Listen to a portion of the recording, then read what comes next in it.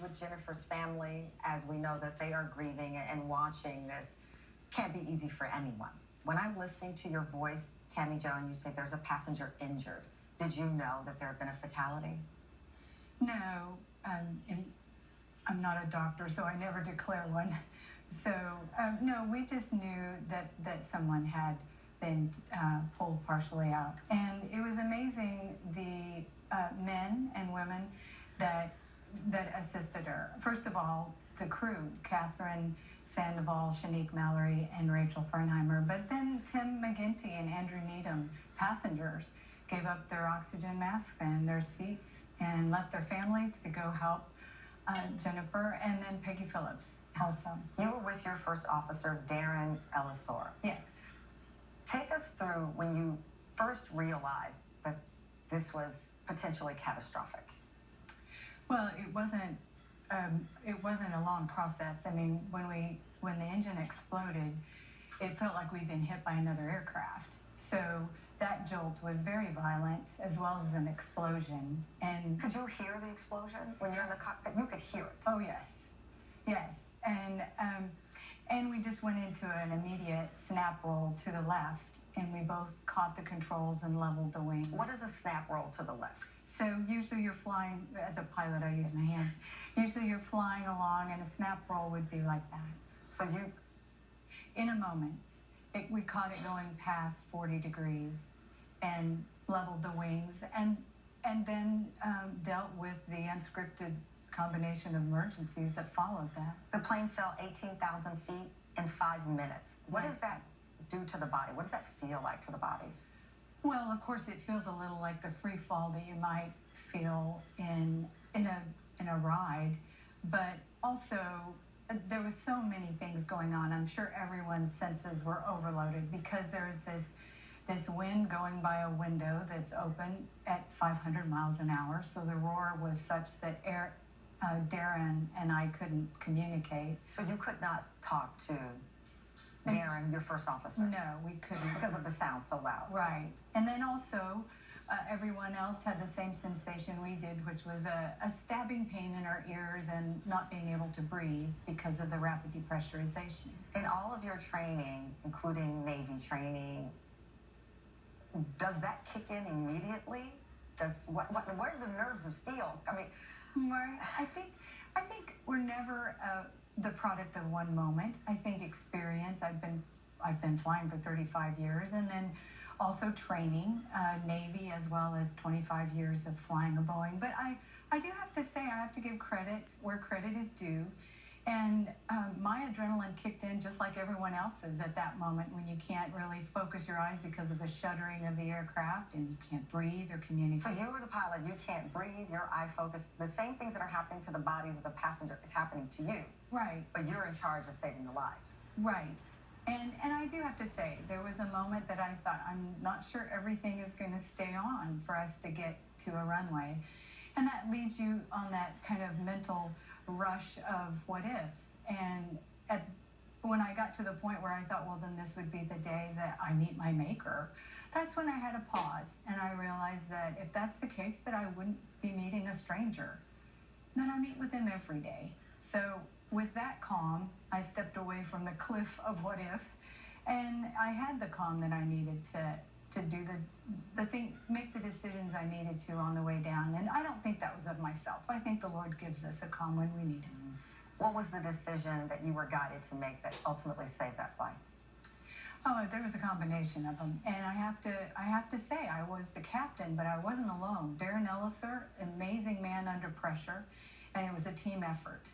And how did you land it? Well, carefully. It's a little pilot humor. And I do have to say, being a Navy pilot and flying with Darren, who's an Air Force pilot, the joke between the two is Navy pilots land, they always train for carrier landings, which is a constant rate of descent or controlled crash. And the Air Force pilots always flare. And so after landing, and it was a good landing, I have to say. Was it a controlled crash? No, it was very smooth. And afterwards, he told me that was a good Air Force landing, which wasn't really a compliment to me. When you look at that aircraft and the pictures, can you believe you landed that safely? Well, it was, I have to say, it was a handful, and it took two of us. You're so gracious because you continue to talk about the first pilot and the crew and even the passengers who kicked in. But obviously, there's a life lesson that you took from this as well. Right. As an individual, your family wanted you to come home just like anybody else. Right, right. And I mean, I'll have to say, when I look at Flight 1380 and the takeaway, it's a little like a kaleidoscope. I mean, every time I turn back and look at it, it's a little bit different. There are three things that remain pretty constant. I want you to hold it there because I want you to tell me the three things that remain pretty constant. Maybe we can all learn something nerves of steel around here. Tammie Jo will share how she dealt with passengers refusing to board her plane because she was a woman that day. But you're thankful now she was behind that. And those three moments, those three things that she took away will be like feet in the air, 149 souls on board. You said there were three moments, three things. Three takeaways. Habits become instincts under pressure.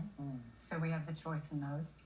And hope doesn't always change our circumstances, but it changes us, which can be enough. And heroes don't require equipment or a title. They're simply people who take the time to see and the effort to act.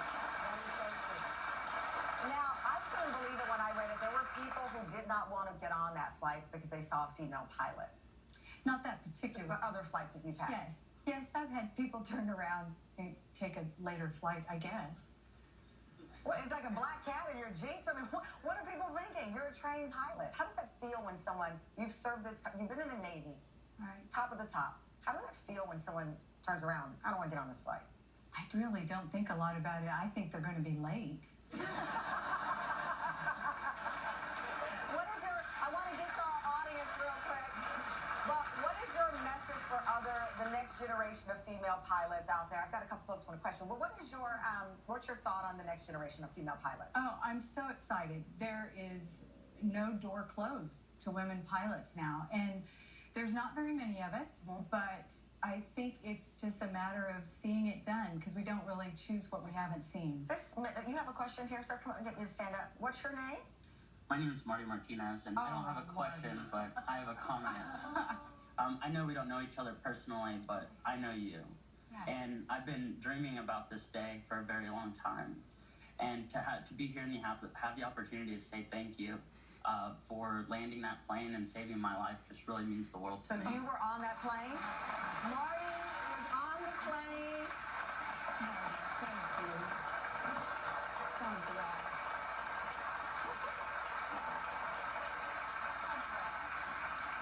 So you were on the plane that day? Yeah, it was. I was about 2.5 rows back from where the incident had occurred. You recognize his name or face? I heard you say, "Oh," or you just instinctively? I've seen news clips with his face on, and I knew we were on the same airplane, riding the same ride. Oh my down God! to the ground. So you have this moment to thank her in person. Yeah, and I've been, thinking about this moment for a long time. What do you say to someone who you owe your life to? Yeah. And there hasn't been a day that has gone by that I don't wake up and I thank God for putting you on that plane. Thank God. Thank you, Tammie. Thank you. Again, Tammie Jo's book is phenomenal. Thank you for being here. Thank you, Marty. And everyone in our audience gets a copy of Tammie Jo's book,